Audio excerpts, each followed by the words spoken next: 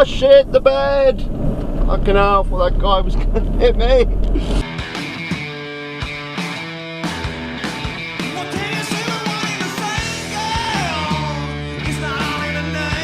Greetings and welcome.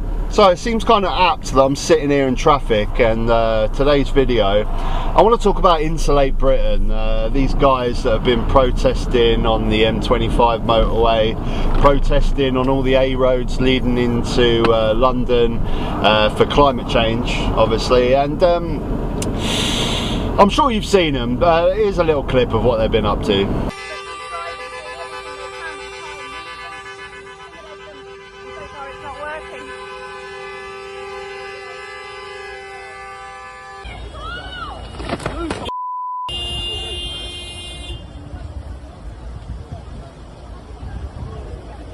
Yeah, I think so.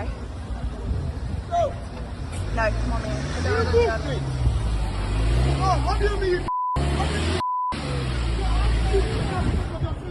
This is stupidity.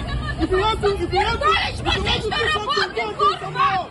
And people don't go. It doesn't work. Yes! She's in the ambulance. She's going to the hospital in Canterbury. Do you think I'm stupid? She's in Canterbury. I need to go to the hospital. Please, move your cars. Please. It's actually, it's quite hard to watch some of that, isn't it? Especially that poor woman that's just trying to get to the hospital for her mum. It's yeah, it's really hard to watch. I mean, I'd love for someone to translate what that Polish lady was saying. I know she was Polish because I was hearing a lot of kulvas in that sentence. But yeah, it's shocking, isn't it? It's not good to watch. The guy that's in charge of the head of Insulate Britain, he's been doing quite a few different interviews, and I saw one of him yesterday. Let's check this out. You're not getting a huge amount of great press at the moment. Do you think this is taking away from your cause somewhat?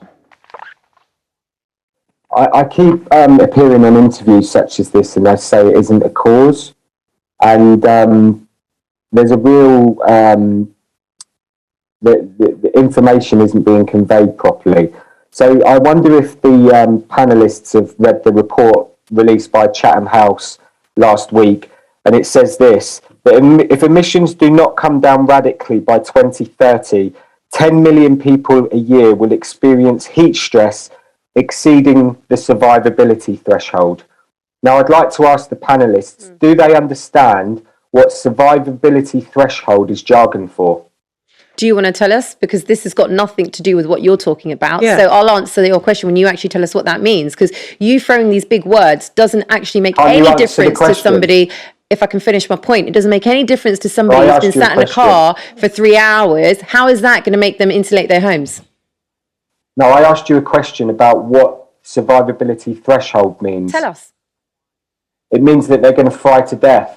Okay, and what has that got to do with an individual now? What has that got to do with somebody now on 2021, on the 5th of October, who is actually being affected, can't get to hospital? You've got paramedics who are trying to move your protesters out of the road. They could die now. So why is anyone going to think about 10 years when, guess what, they're dying right now because of your actions?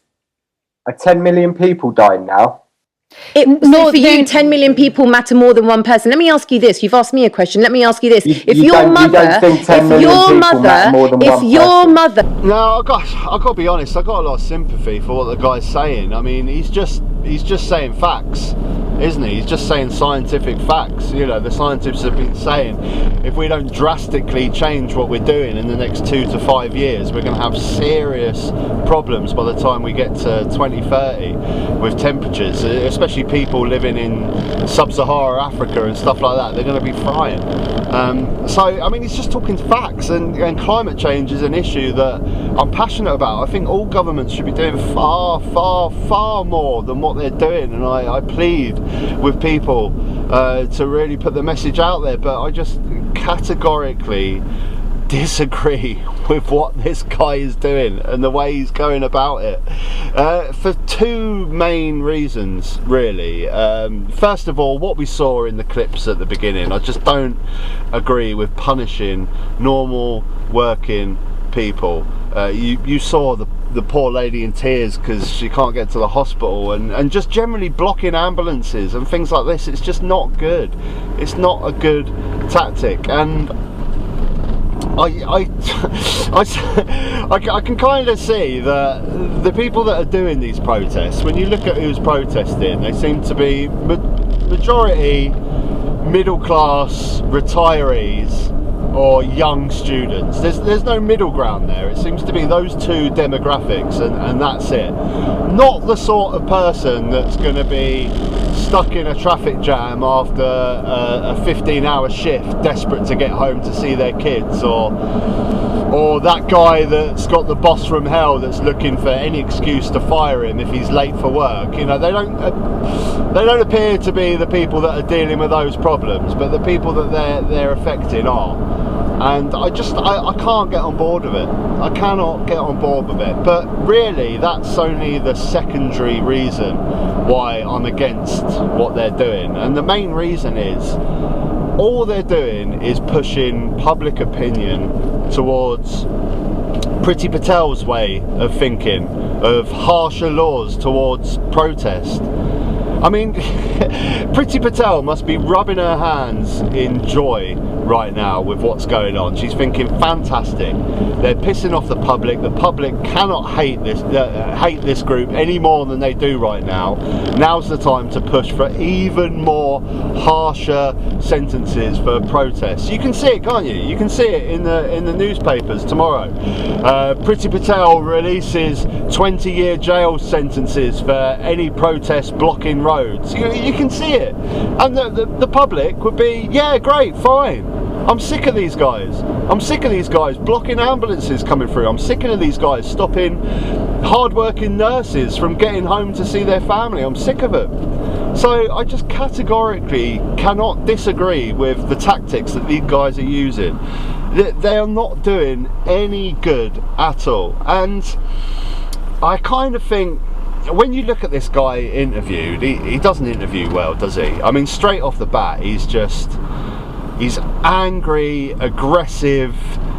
He doesn't really want to talk about his cause. He kind of reminds me of someone who's just absolutely absorbed by this topic. I think he spends every single hour of the day researching this, and it's his absolute be all and end all, and he's just like a fundamental extremist Muslim, or or extremist Christian with the Baptist churches and stuff like that. You get that essence from him, don't you? He's very angry, and he won't take anyone's point of view on board. He's like a militant on this subject, and I don't know, maybe we need people that are militant on climate change, but I just get from this guy that he will not take on board anyone else's argument, and especially like my argument, where I just think it's just having the absolute opposite effect, and it is doing so much more harm than good, what they're doing. I don't know, what do you guys think? I'd love to hear from some people that are pro these protests. I completely understand where you're coming from. Climate change is a massive issue. It needs to be addressed, and maybe we do need to think outside of the box on ways that we get governments to do something about it. But this, for me, like I say, public opinion's just, you're not going to convince a Tory government with these tactics. I mean, do you really think that Boris Johnson and Priti Patel are sitting there going, oh bloody hell, we better do something about climate change? No, they're thinking, oh bloody hell, we better tighten up these laws and get these guys thrown in jail because they're causing havoc. That's all they're thinking. They're not. I'm ranting on now, I'm babbling on. It's getting dark. I'm going to be Van Man in the dark here before I finish what I'm babbling on about. But yeah, please give me your thoughts, guys. What do you think? Let me know in the comment section. Till next time, take care. Is Van Man at night a good idea? No, it's not, is it? It's dark.